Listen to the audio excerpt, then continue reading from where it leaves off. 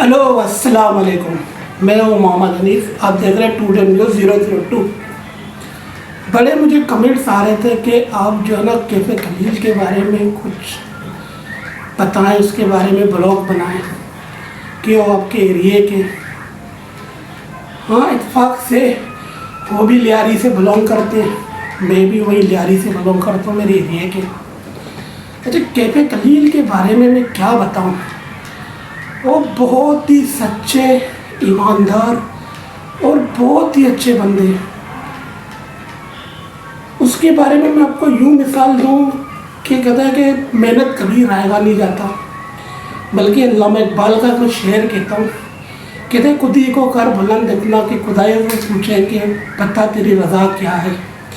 यानी उसने इतना मेहनत किया कि आखिरकार कहते हैं ना कि अल्लाह ताला जो मेहनत करते हैं तो खुद ही पूछता है कि आप बताएं क्या चाहते हैं, क्या आपकी रज़ा है।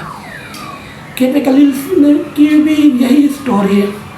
काफ़ी मेहनत की, बहुत ज़्यादा मेहनत किया उसने, फिर जाके अल्लाह ताला ने उसे बहुत बड़ी कामयाबी से नवाजा। अच्छा, कैफ़े खलील के बारे में मैं आपको यूँ बताऊँगा, और सारे बहन भाइयों में से छोटे, और कैफ़े खलील को बचपन यही से ना सिंगिंग का बहुत ही शौक़ था। बल्कि मैं यूँ कहूँगा उसको दीवानगी की हद तक, मोहब्बत तक म्यूज़िक से।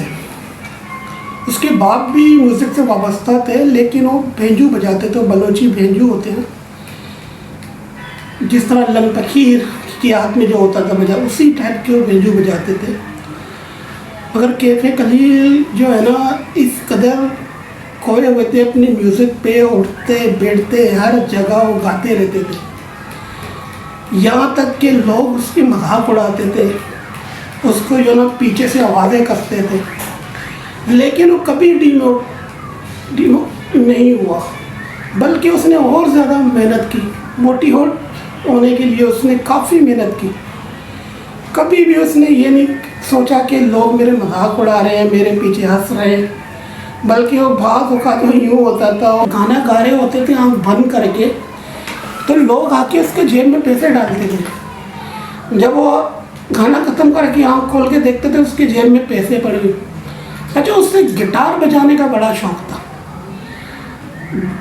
गिटार बजाने का शौक़ तो था, लेकिन उसके पास माशी हालात की वजह से उसके पास पैसे नहीं होते थे। तो उसके लिए क्या किया, उसने जाके दुकानों में, छोटे छोटे दुकानों में जाके काम करना शुरू किया।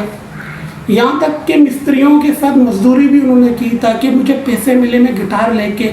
उसने वहीं से पैसे जोड़ के जमा करके जाके उन्होंने गिटार ले ली।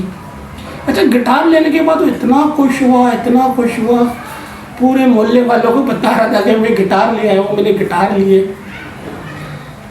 इसके बाद जो है ना, वो शुरू में बलोची गाना यूट्यूब पे डालते थे, लेकिन उसकी पजीराई उसको इतनी नहीं मिली। सिर्फ लियारी की हद तक उसको लोग पहचानते थे, बाहर तो कोई नहीं जानता था, क्योंकि उस वक्त इतनी पजीराई, उसको इतनी पॉपुलर नहीं हुए थे। तो उस वक्त उसके अल्लाह ताला ने सुन ली जब कोक स्टूडियो से फ़ोन आया उसके लिए। जब कोक स्टूडियो से फ़ोन आया तो उसका समझ लो कोई ठिकाना नहीं था खुशी का। यानी वो पूरी रात सो नहीं सके कि सुबह मुझे जाके कल मुझे कोक स्टूडियो में गाना गाना। अगले दिन वो जब गए तो गाना ये तक कना यारी, किसी को बताना नहीं। तो आप कितने 3 गाने लेके गए थे जुल्फी के पास? मैं उनको 3-4 गाने मैंने उनको सेंड किए थे कि ये ट्रैक है, ये है, ऐसा है। तो कना यारी भी उस वक्त था, वो भी मैंने सेंड किया। वो उन्होंने सुना कि ये आपने खुद, मैंने कहा मैंने खुद लिखा है। बोला मैं सुन रहा हूँ उसको, मुझे कुछ टाइम दो। मैंने कहा जी। तो इसी तरह उनको ये पसंद आया बहुत। कहा कि आपने लिखा है। मैंने कहा आधा तो मैंने लिखा है, तो बाकी अगर आप इसको सिलेक्ट करते हैं तो मैं पूरा लिख दूँगा।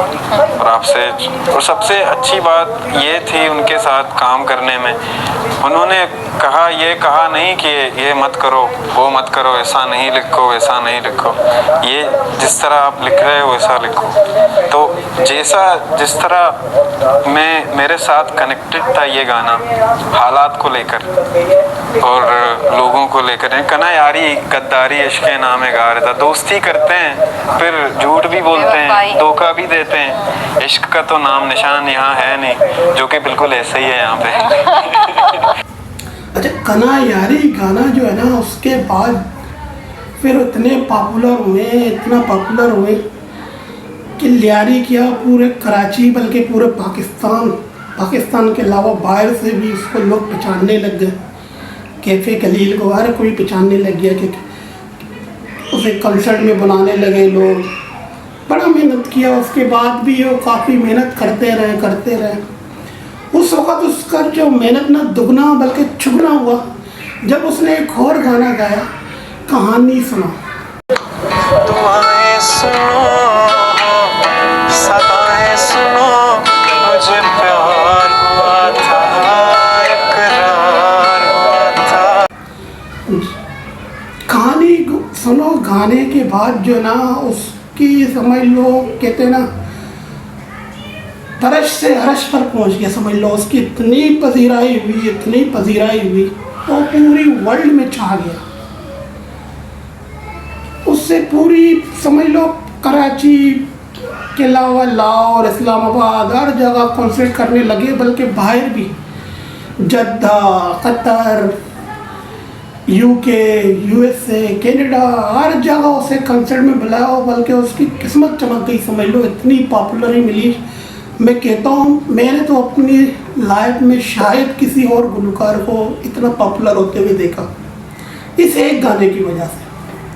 माशाल्लाह उस एक गाने ने उसे इतना चमका दिया, इतना उसकी पॉपुलैरिटी हुई कि वही लोग जो उसके ऊपर हंसते थे ना, वही उससे मिलने के लिए तरस रहे थे। अब यकीन करेंगे, जो लोग उसकी मजाक उड़ाते थे तो वही लोग उससे मिलने के लिए तरसते थे, कि उसकी झलक देखने के लिए तरसते थे। देखो ये अल्लाह ताला के इंसाफ है कि जो लोग उसके मजाक उड़ाते थे कि गाना गा रहा है, ये कर रहा है, जो उसके ऊपर आवाज़ें कसते थे, अब वही बंदा उससे एक झलक देखने के लिए तरस रहा है।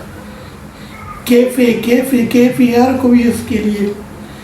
बाकी अल्लाह ताला उसे और तरक्की दे, दिन दुगनी रात चुगनी अल्लाह ताला उसे और तरक्की दे, बल्कि तरक्की की बुलंदियाँ तक पहुँचा दे, क्योंकि वो बहुत ही अच्छा इंसान है। अल्लाह ताला ने उसकी सुन ली तो आगे भी इंशाअल्लाह ताला हो।